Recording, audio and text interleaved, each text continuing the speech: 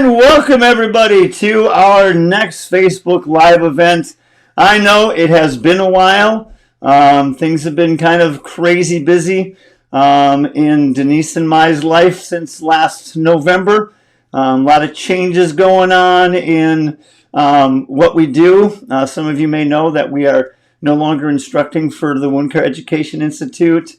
I've had some significant health issues I've been dealing with since last November as well. So we've been just a lot of stuff going on in our life. And so we apologize that we have not been out here and putting on the events like we used to do, but we are back and we've got a number of things scheduled coming up here. So we're excited that you are all tuning in.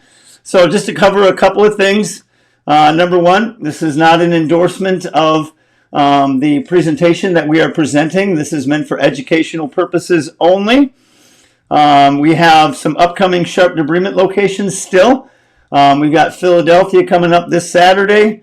Columbus, Ohio, I think we got one spot available left in that class. Columbus, Milwaukee, and then San Luis Obispo out in California. This is our rest of our spring schedule, and then we are working currently on the fall schedule, so that will be coming up in future events. I also want to bring up Nancy Morgan, who is a very dear friend of mine.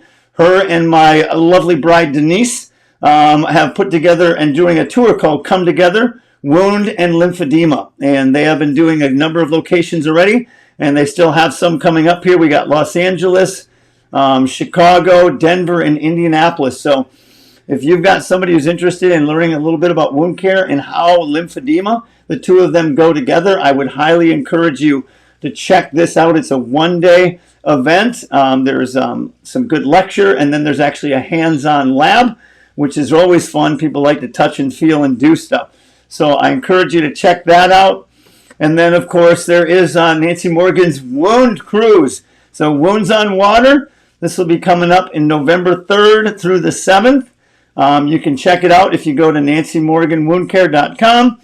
All the information is there, but you can earn up to 15 contact hours. It's 4 nights on a Royal Caribbean, the Navigator of the Seas. And here's the best part. All meals are included and unlimited beverages. So you really can't beat that. So if you're looking for a wound conference coming up later this year, I would highly encourage you to check this out. A lot of the Wound Care Gurus Advisory Board is going to be speaking there. Of course, my wife and myself, Katie Jackson, Dr. Steele, Dr. Miller, just to name a few of the Wound Care Advisory Board that will be speaking at this conference. So you know that you're going to get some quality content coming up. And then lastly, I always want to just mention Wound Care Gurus does have our clinical support hotline for those of you out there that don't necessarily have an expert to turn to and you want to have access to the experts on our advisory board, our resource library, our training videos. We've got clinical blogs that will be coming soon. We have some blogs that are up already. It is $19.95 a month. You get a 30-day free trial. And we also have group rates for businesses and facilities. And then, of course, check out our webinars and our free resources as well at woundcaregurus.com. So with that, I want to kind of transition now to our talk tonight. We're going to be talking about an interesting product that uses a compound called hyaluronic acid. I've been familiar with this product in the past. I've seen it and heard of it, but this product came to my attention, and I'm like, this is a kind of a unique product. Plus, they were showing me some great outcomes using this product. So I'm like, what? This is something we want to highlight on Wound Care Gurus. Again, not that I'm saying you're going to use this on every patient, but it is certainly a unique product that I think once you understand a little bit more about it, you may want to consider adding it to your arsenal. And tonight we've got a gentleman, and I've kind of gotten to know him a little bit over the last few weeks as we've been kind of talking about putting this together. His name is Warren Lesser. He's the CEO with Magna Pharmaceuticals. So I'm going to bring Warren on here screen so you can all see him. Welcome, Warren, to Facebook Live with Wound Care Gurus. Good to be here. Thank you very much. Excellent. So how are things going with you? Going pretty well. Right here in Louisville, it's raining, but it's okay. It's springtime, and looking forward to warmer weather. Yeah, and it's good to know that you pronounce it right. Louisville. It's not Louisville or Louisville. It's as close to one syllable as you can get. I know. I always mess with my son because I'm from Wisconsin and I moved down here and I learned how to say Louisville, and he'd be like, "It's Louisville, Dad." It's like, no, it ain't. Because he still lives up in Minnesota, so that explains a lot right there. Exactly. But anyways, I'm excited to have you on tonight to talk about your product, and I really do think that there is a purpose of this product in the wound care arena, and I think it could make some serious potential benefits for patients. And so I wanted to kind of talk to you a little bit about it and kind of pick your brain on it. So to kind of get things started, though, to kind of inform our audience a little bit, tell us a little about yourself and your role at Magna Pharmaceuticals, and a little bit about Magna Pharmaceuticals itself. Okay, sure. So let's see, my work career, I've been working for more than half a century. Yeah, it's someone just said it's all. I haven't said they were easy years, but I really enjoy what we do. And my career has been mostly in healthcare. I started back in 1978 with the Boots Company out of England. And that was my first exposure to hyaluronic acid. And as you may know, the Boots Company is an international chain of drugstores, but they discovered the propionic acid derivatives, ibuprofen, naproxen, ketoprofen, phenoprofen, flurbiprofen. Mm-hmm. And as you know, ibuprofen became the standard among nonsteroidal anti-inflammatory drugs for many years. The product we're talking about today, I'll tell you, I'm a little bit biased on it, but when you see the empirical objective evidence that we're going to offer today, I think this product has the ability, the potential to be a Cinderella. So we just finished basketball, right? A Cinderella product in its class, in at least one or two categories in wound care treatments. So I've been in IV infusion pharmacy and home healthcare in healthcare, and also in orthopedic medical devices. So Okay. we've had some experience in this area. This is a medical device. It's a prescription medical device, which is what we're going to be talking about today. At Magna, we are a niche player. We're a small pharma. Okay. And in fact, in 2011, we lost our entire product line when FDA officials had all the old legacy drugs, the grassy, generally recognized as safe and effective products, come off the market. But they did it for a good reason. They were leveling the playing field Mm-hmm. for research and development companies that spend hundreds of millions of dollars to go through phase 1, phase 2, and phase 3 trials. It wasn't fair, really, to have all these old products out there. Right. So, but we're not an R&D company. We have a small overhead, and like companies like Pfizer and BioNTech and Moderna, we've seen what they bring to society. We're so thankful for them. Right. But we look for niche products that are off patent, or in this case, this product is patented by Glyco Biosciences in Canada.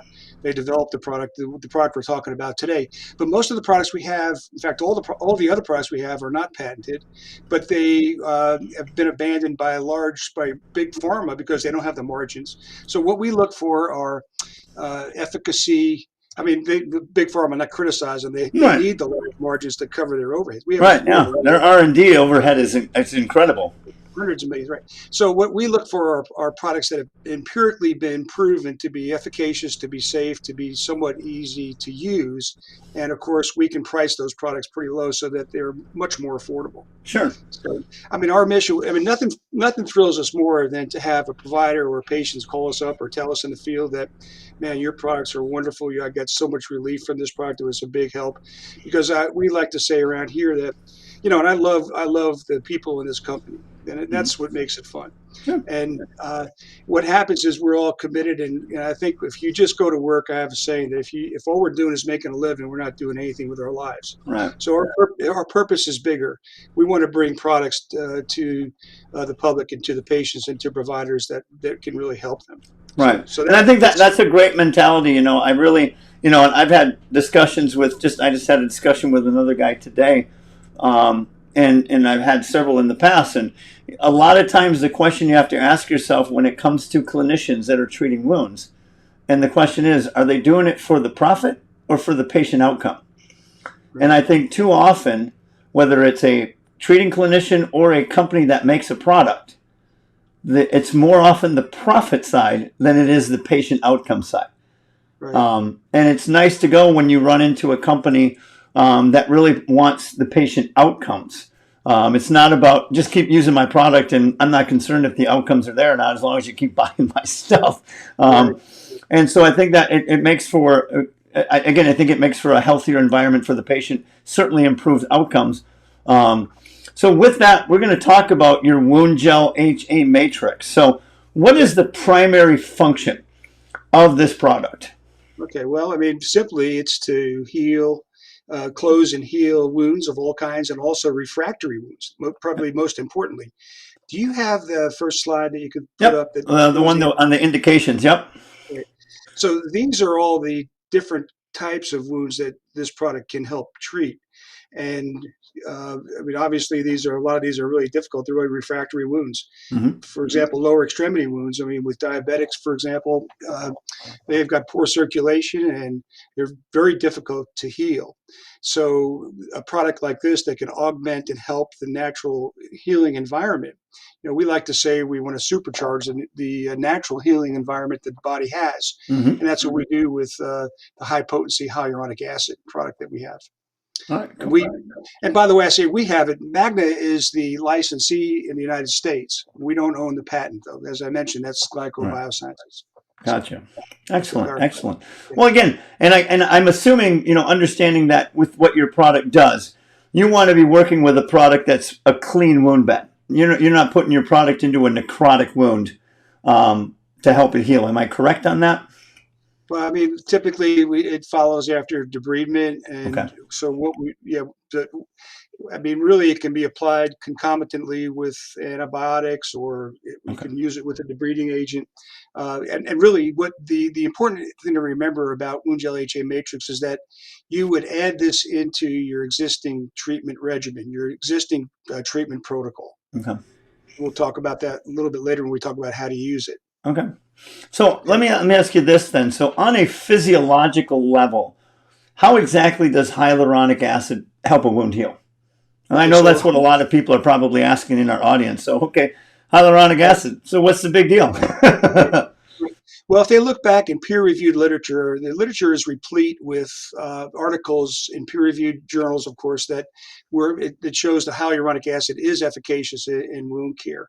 Hyaluronic acid is an endogenous product. It is a mucopolysaccharide, and what that means is that it's really used, and it's used by the body in many different places. I mentioned synovial fluid when I was talking about the boots and ibuprofen, Mm-hmm. but it's also uh, critical in eyes, in arteries, in veins. Of course, in wound care. In wound care, it's hydrophilic, so it draws fluid. It's also hygroscopic, but that's the external moisture. But the hydrophilic aspect of it is really important because it helps keep the wound moist. Right. And the second thing is that the hyaluronic acid is chemotaxic. That means it pulls white blood cells. It pulls the nutrients and the ingredients that are necessary for wound reparation, reconstruction, and remodeling. Okay. The other important aspect of hyaluronic acid is that it's non-immunogenic. The last thing you want to do is put a substance into a wound which has a very fragile milieu, wound environment, Mm-hmm. that's going to interfere, that's going to cause irritation, that's going to somehow interrupt the natural healing process. So hyaluronic acid is non-immunogenic. And then the other aspect of hyaluronic acid is that it does organize proteoglycans. So that's proteins and sugars. Okay. And so it helps organize that so that you have the right scaffolding, the right structure for reparation and rebuilding. So those are the functions of HA in wound care. Gotcha. We got a question that actually just came in from the audience that I think now is a good time to just throw it at you, Warren. And the question is, do you foresee using this product prophylactically, like on a fresh post-op wound or a healed but chronic conditions like a venous ulcer? Absolutely, both. Okay. You'd use it for both. Okay.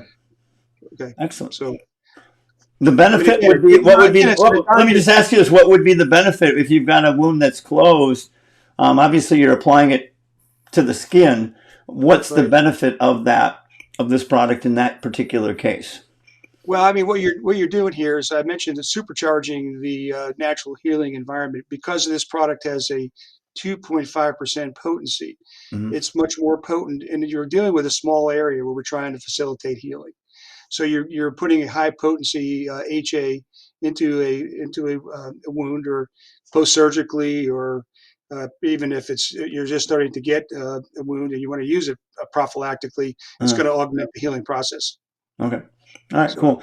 And by the way, just for our viewers out there, if you've got questions like Janet just put up, don't just put them in the comments section, and Warren will be happy to take your questions tonight. He said he'll take any and all questions, except for he won't give out his bank information or his credit card numbers. Those are off limits.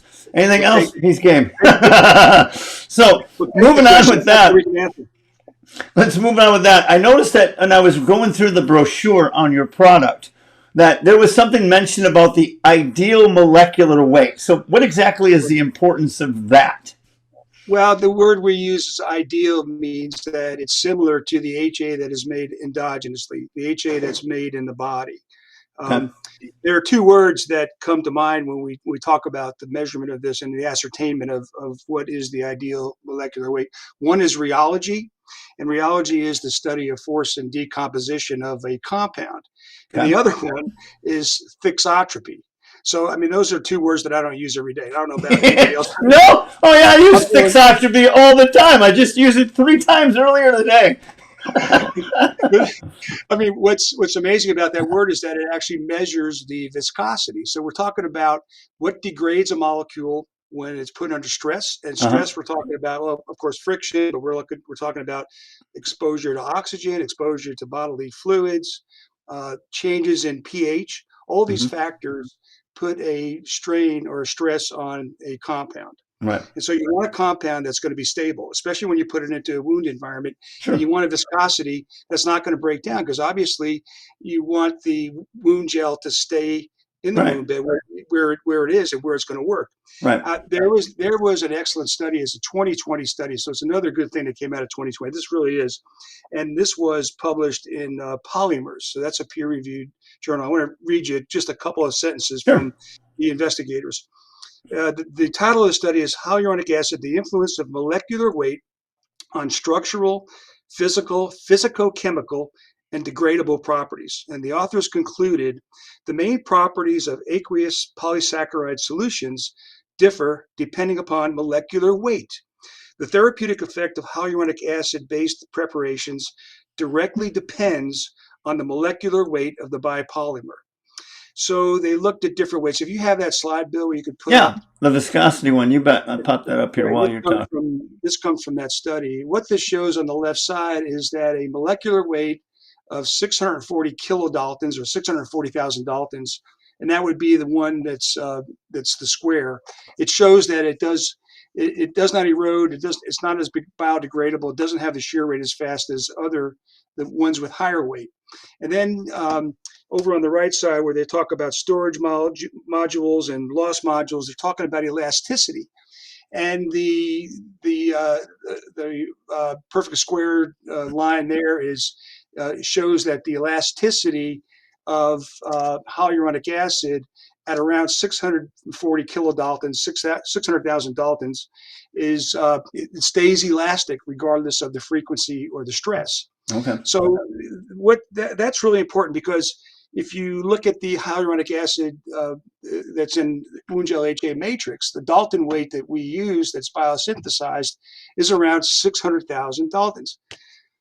I've got a question. Who in the world, what kind of scale did somebody make to measure Daltons? I mean, you're looking at molecular weight here, you know? All right. Yeah, I think about the movie. I've got grandkids, right? So, what is it called? Horton Hears a Who, Mm-hmm. where you got a whole civilization that lives on a speck on a clover. Right. I'm thinking those are the people that use a Dalton scale. You know, when I was born, I was 1 Dalton. When I was 12, I was 4 Daltons. There you go. It's unbelievable the scientific advancements that we have. Mm-hmm. But nevertheless, the Dalton weight is really important. The other aspect of hyaluronic acid that's critical is the potency. And with hyaluronic acid, you have to combine it with an ideal polymer matrix Right. that adds stability. So, like I mentioned to you before, you don't want the viscosity compromised too quickly, and you don't want to lose the stability of the molecule once it's in the wound where it's supposed to work. So the development of this product by Glyco took over 20 years. And there was a lot of trial and error. There was no eureka moment. There was no aha moment. It was a lot of loss, a lot of trial and error. Sure. But what we have at the end of the day is a hyaluronic acid wound gel that's got the right Dalton weight molecule, and it has the right concentration, 2.5%. Now, to put that in perspective, most HA wound gels have a potency of 0.2%. In fact, we were talking with a physician the other week and said, well, here's what I'm using. I'm using a 2% wound gel. And we looked at it and we said, no, it's a 0.2%. So There's a big difference there. I mean, WoundGel HA Matrix is 12 and a half times more potent. So you're getting that much more efficacy in a very small area. And you've got a very stable molecule. And of course, this is patented until I think the patent runs out by Glyco in 2035. So we've got a while to get this product out in the marketplace. Sure. We've got a lot of enthusiasm about this. Now the HA is biosynthesized. Doesn't come from rooster combs, so to speak. It is biosynthesized from bacteria. So gotcha. So that's another good thing. Yeah. So let me ask you this then. We already talked about what kind of wounds you can use it in. It's sounds like pretty much most wounds are fair game to use this product in. So what kind of frequency does this product have to be changed and put in a wound? Well, okay, good question. It depends on really the characteristics of the wound. If you have an oozing wound, I mean, we want to prevent maceration. So, if your normal protocol is to change an oozing, let's say it's a leg ulcer, venostasis ulcer, maybe you've got 2 or 3 leakers in your leg. You want to change those dressings probably as frequently as you're doing right now to start. And then as the oozing lets up and as the wound starts to close and heals, then we want to back it off. We have, in the studies I'm going to talk about in just a few minutes, the dressing change interval was Q 5 to 7 days. Okay. So that's wonderful from a clinician standpoint. And I mean, you're talking about a lot of savings in labor. Sure. And less is always more when your wound is ready to heal and it's not dirty. You don't need to be in there all the time. I'm 100% believer in that. Right. But what you want to do is you want to integrate this product into your existing regimen, your existing protocol, and then wean the dosage interval down to 5 to 7 days if you can. Okay. So what just out of curiosity, since we're on this part right here, what's the cost of the product for the clinician? What are they looking at? Rough ballpark. I don't expect you to give me to the penny. Okay, so our published WAC on this is wholesale acquisition cost is $39.95. However, and we'll talk about the coding in just a minute. We're selling the product for less than $25 right now. It's with the cost of a copay. It's a patient copay, and that has to do with the reimbursement scheme that's in place. But when you look at a product that a patient may need to take with a refractory wound for 3 or 4 months, and if you're using 1 or 2 tubes of this a week, it's no money. I mean, what are we talking about here? If I'm talking about limb salvage and healing of a chronic wound that hasn't responded to anything else, this is no money. I mean, there are wound treatments out there that cost several $100s a day.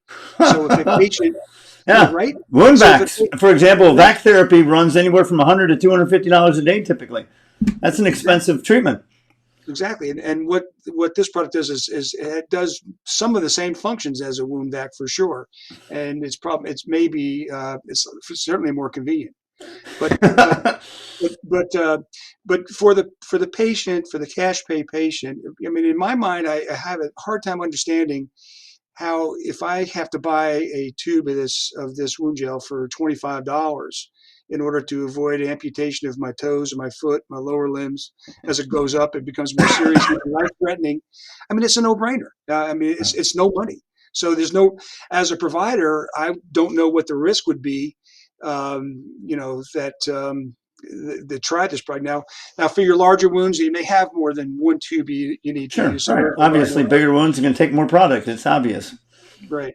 But a lot of the wounds that we have, I mean, one tube, it may be a per use treatment, or one tube may last for more than one treatment, 2 or 3 treatments. Sure. So it's going to really vary. I mean, each wound is different. Each Sure. patient is different. Right. So a And, couple of questions that have come in. I think this is a good time okay. to take them. Okay. Gina asked, will this product be injected around or in the wound, or is it just applied topically? Oh, it's topical. Topical only. Okay. And then she was asking if there's any studies done using injectable versus topical, but this really isn't. Are there any? Let me ask you: are there any injectable hyaluronic products on the market right now? Yeah, there are. Okay. And if you go to Google Scholar and do a search, hyaluronic acid injectable, you'll see plenty of studies out there about the injectable form. But this product is easier to use. I mean, it's a topical application. Mm-hmm. Typically, what they'll do is you'll clean the wound or debride it, then you'll apply a liberal amount of this down into the wound, and then you cover it with, um, uh, a gauze and then an occlusive dressing, and you leave it sit. I mean, if it's not oozing, if you can leave it sit for 5 to 7 days, that's great, because Sure. we're not interfering with the healing glue. Right. And we're not risking the chance that we're going to, have more bacteria or risk infection. Sure. We're just leaving it alone, Yep. and letting the product work with its high potency. Yep. So have there ever been any studies done, comparing the injectable hyaluronic versus topical at this point? No. No. Okay. Not that I'm aware of, Bill. Okay. How many ounces come in a tube? I just got that question just popped up. It's a little less than 10 grams, 1/3 of an ounce. So it's not a big tube, but it goes a long way. Okay. And I'll tell you this: it's very expensive to make, because it is pharmacopeal grade HA, so it's very pure. It's not cosmetic grade, and it's so concentrated. It's so difficult. The manufacturing process, or manufacturer for this product, is Andromico, and they do a terrific job. I mean, it's high quality, and so the margin on this product for us as the marketer is not much, but we don't care. We plan to sell a shipload. It's Right. Boatload Right. of this product. So, high I guess volume. I'm picking up what you're laying down there, Warren. So High volume. I'm sorry. I just had to make sure that no one misheard me. But it's a high volume, low margin product. So, okay. So is this something that you want to be real liberal in the application, or you just kind of play on just what you need? No, you need to be liberal with it, and Okay. like I said, it does go far. The gel has optimal viscosity. It has the right pH. It's just slightly acidic, so that when the wounds are more acidic, but so when it goes into the wound, it helps to affect the positive aspects of the healing glue. Right. So another question from the audience: can you use the gel in conjunction with a graft? oh yes, absolutely. Okay. In fact, we have a few contract reps that's how they're selling it, for concomitant use with a graft. Good. Now, Because when you think about it, you use a graft, and what all the wound gel is going to do is really augment the healing process. Sure. Right. Makes sense. I mean, makes sense to me. So yeah. And we want to close wounds as quickly as we can, right? Right. Exactly. That's the whole point. Patient outcomes, not clinician profit. So Exactly. another question: would this be considered an antimicrobial gel? No. No, I didn't think there was any sort of an antimicrobial capability in hyaluronic acid. So it's just basically a gel. The hyaluronic plus the moisture component of it is really the primary thing. Now we'll say this: there are studies that support hyaluronic acid as your immune response. It does modulate the immune response, the inflammation. Right. Well, if you're saying that, if you were saying earlier how it can help maybe impact the neutrophils and the white blood cells, right. Obviously they're there to fight the bacteria. Right. But it's not going to have an overwhelming antimicrobial response like putting in a modified sodium hypochlorite or an iodine product that's going to just decimate the bacteria in the wound. No, that's right. But you can use it concomitantly with an antimicrobial. Okay. Now, you had mentioned the antibiotics and stuff like that earlier. So, right. Question: is it going to ever be available over the counter? As a matter of fact, it is. Oh. There's a version coming very soon. It'll be Okay. OTC. Now, the indications and the label will be different. Of course. it'll be mild burns, mild wounds, etc. Right. But the cost will be about the same because the cost of manufacturing is about the same. Sure. Gotcha. So yeah, there All won't be right. an OTC. Yeah, I think the OTC is an interesting play because the patients aren't going to need a prescription for that product. Right. Gotcha. All right. Well, let's kind of take on. So, since we're on this topic, what are are there any contraindications for this? The only there really are no. Well, there's only one contraindication, and that is if a patient is hypersensitive to any of the ingredients in the product, Mm-hmm. which is rare. I mean, we haven't been marketing the product that long, but we haven't even heard of one side effect with this product. Okay. But I mean, theoretically, that if you use the product for a long time, you could develop. I think it's called hypersensitivity or neuroplasticity, Mm-hmm. which is really just the nerves in the skin become hypersensitive to the application of the product. Okay. So But that would be, like you said, that's a long time of use, long-term use right, of it. right, and the incidence of that has to be really low. Okay. I mean, we haven't heard of it at all. All right.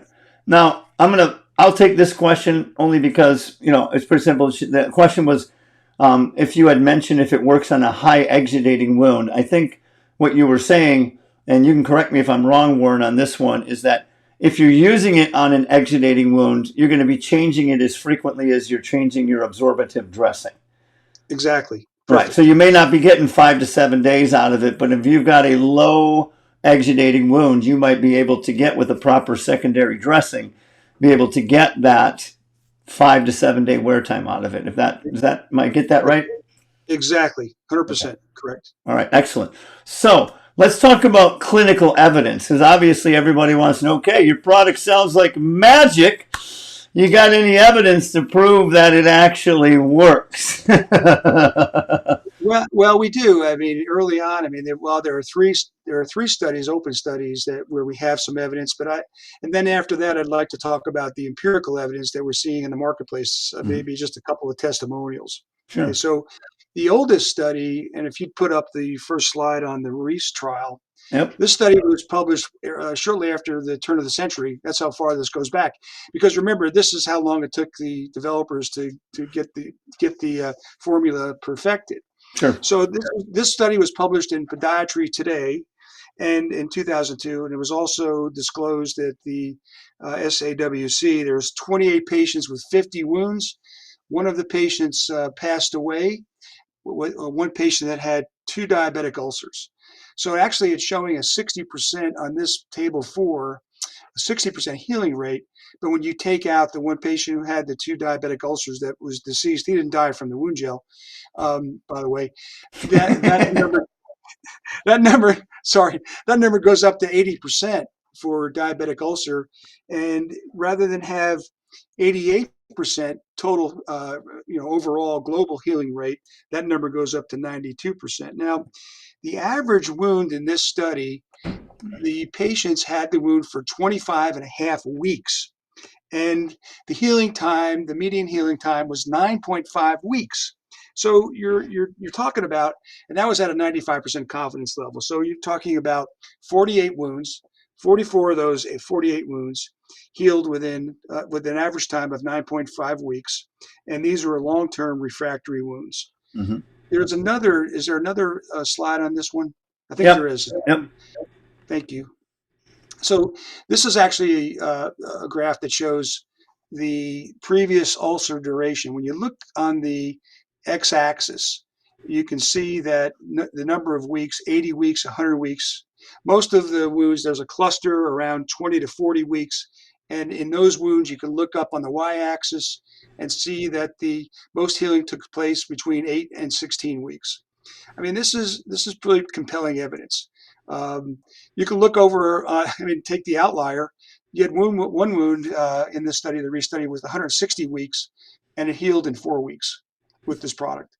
Wow. I'm going to give you. Yep. I mean, so again, we know every patient is different. Sure. Right. So it's going to vary a lot. Right. Oh, definitely. I mean, there's a lot of, unfortunately, and let's just be honest, because, I'm all about being if you know me well enough, I know my audience does, is and I'm a straight shooter, and I'm not going to go smoke. I'm not going to blow smoke up your backside. But when it comes to doing studies, even with products like this, you can't control all the confounding factors. It's impossible, you know. So you control as many as you can, and then you try to show that did my product produce a better outcome than something else. I mean, there are so many variables in wound care. That's I think where the trouble comes in when you're going to run a double-blind study, because you just try to find two patients that are exactly alike. You know, when you're going to put one It's in the almost control. impossible. So that's one of the problems with controlled studies. Not controlled studies are great. I'm all for them, but Right. but they're very hard. It's hard to do an RCT or a double-blind study in wound care, because how do you get a sample group where you've got everybody who's exactly the same? right, exactly. It's virtually impossible. You have to And have then a lot of.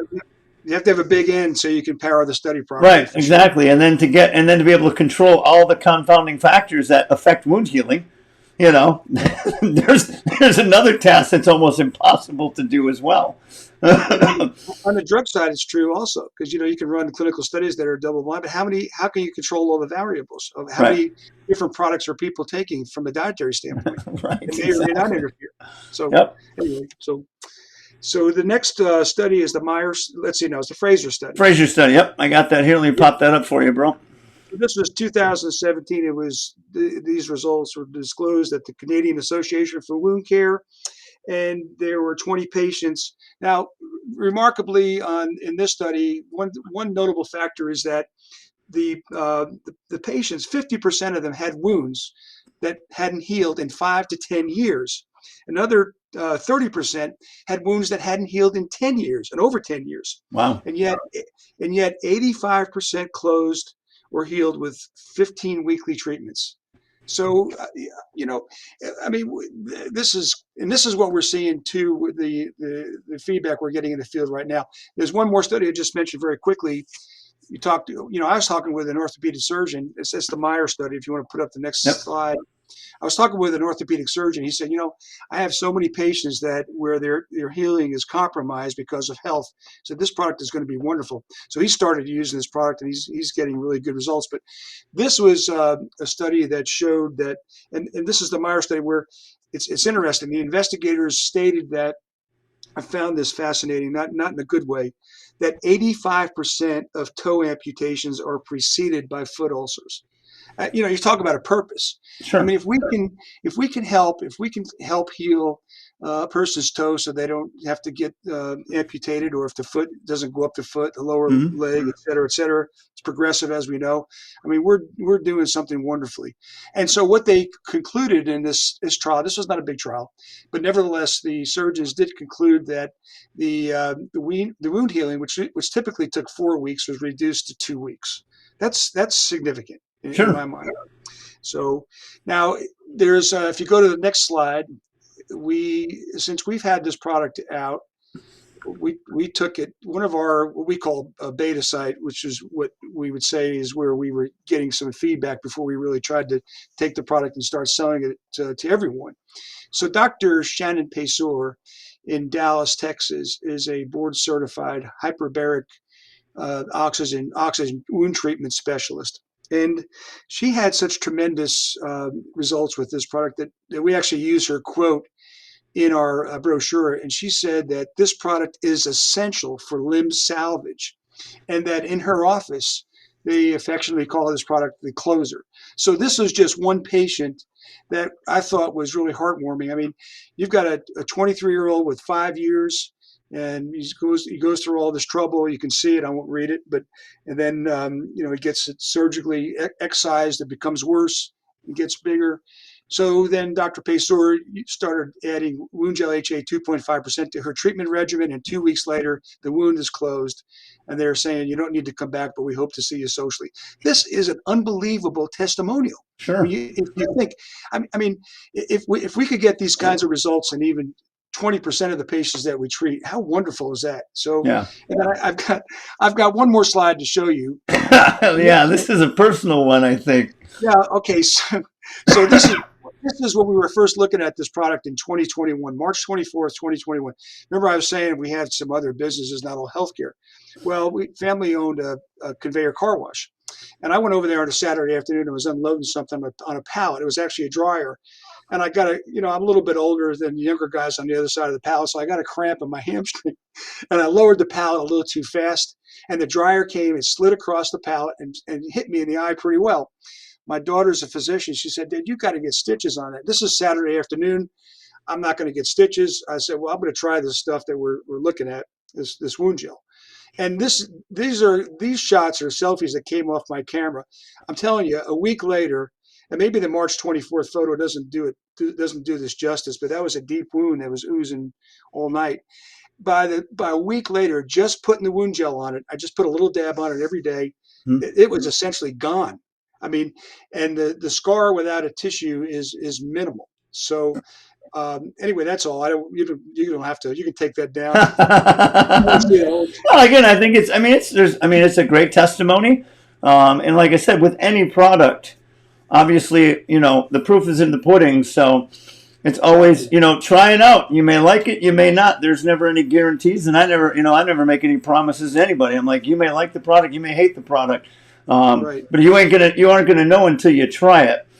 And as long as, my attitude has always been, as long as you've got the foundation of what I call, and my wife and I have been teaching for years, we call the 6 basics of wound healing. If those basics are in place, Right. okay, you don't need expensive, fancy topical treatments for most wounds. You just need something that creates a nice healing environment under the dressing and supports that environment, and that wound will close. Right. You don't need to spend thousands of dollars on a biological skin covering for every wound. You don't need to spend $250 a day on a negative pressure system. If you actually Right. just start with the basics of wound healing, and focus on those really effectively, you don't need a lot of this other stuff that costs huge amounts of money. And for a lot of facilities, it ends up being, revenue negative for them, not revenue positive, or not even revenue neutral. And it's tough to struggle. So when you've got products that are inexpensive, that can support that healing environment, you implement the basics. You don't need to spend. You don't need $1,000 of treatment. Is not what magically heals a wound. It's just good care. Well, that's right. And the way I look at it, it's what have you got to lose to try this product? Right. You really nothing. It's a no-brainer. I mean, you've got the science is sound. Mm-hmm. The product, the formulation, the integrity of the product, it doesn't biodegrade. You've got enough potency. You've got the right Dalton weight. We've got proven efficacy. It's a safe product. It's easy to use, and it's not expensive. I mean, there's nothing to lose with giving it a try. Right. Really, Exactly. really. Great points. Great points. So, Is there anything else you want to touch? My last question is so why would a clinician, this kind of give you your chance to be a sales guy for a second? Okay. Why would a clinician choose this technology over any of the other advanced products on the market? Well, it's not problematic. It's not going to make the wound worse. It's going to work in many. I mean, the application for this wound gel is ubiquitous in really many different kinds of wounds and burns, and you can use it in any setting, from the hospital to the home and everywhere in between.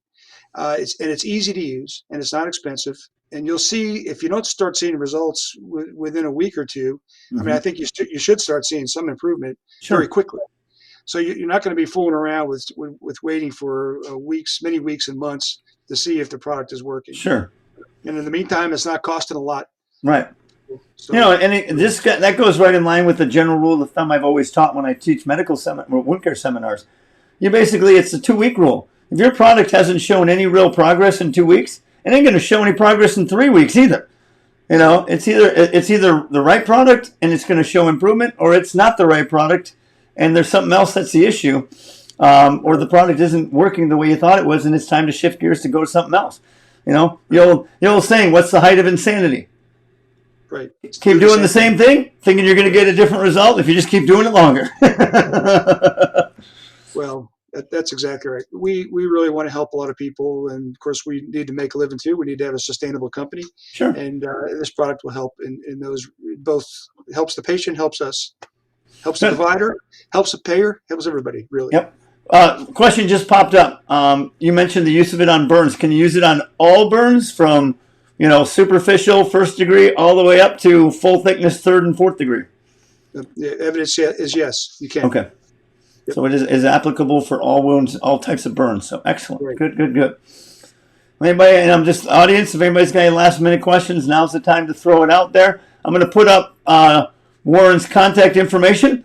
If you guys want to screenshot this or really quickly jot it down, you can reach out to Warren. I'm sure he'd be willing to work with you, maybe get you some samples to try. He's got his phone number or his email address. More than happy. I'm sure, Warren seems like a nice guy. I really like him, and I've gotten to know him. And I think I agree with him. It's a product worth trying because you got nothing to lose and only everything to gain. So I'm going to take this down, and then anyways, I think that's it. I don't see any new questions coming up, Warren. I really appreciate your time to come and share with our audience about the WoundGel HA. And I think it's, like I said, it could be a game changer out there potentially in the wound care industry. And like I said, I wish the best of success for your company. And again, if you've got a good product and it produces the results that you say, you will have success. Because people are going to see the benefits. But like you said, you got to give it a try first. And you got everything to gain and really nothing to lose. From what you made that point, and I think it was very, very, very clear. So. With that, Warren, I'm going to let you go. We'll chat a little bit later. But thanks again for your time. Appreciate you sharing with the audience tonight. Okay, thank you very much. You bet. We'll talk to you later, Warren. Good night. So that wraps it up tonight, folks, for our talk with Warren. I hope you enjoyed it. I hope you got a lot of good information. It seems like a sound product, in my opinion, and it's certainly worth a try.